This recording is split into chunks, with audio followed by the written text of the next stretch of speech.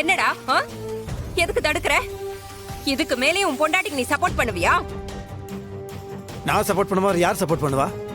என்னமா பண்ணிட்டு இருக்கீங்க நீங்க? தப்பு பண்ணாங்கன்னா அவங்க தப்பு பண்ணுவாங்களா? அவங்க ஏன் பண்ணாங்கன்னு கேளுங்க. அவங்க சொல்ல வந்தாலும் சொல்ல விட மாட்டேங்கிறீங்க. நீங்களே பேசிட்டு இருக்கீங்க. நீங்க எல்லாத்துக்கும் ஒரு அளவு இருக்குமா? கைய வாங்குறீங்க, அது தப்பு. டேய், இப்ப என்ன செய்யணும்ங்கற? அவங்க ஏன் மாத்திரை தட்டி விட்டாங்கன்னு கேளுங்க.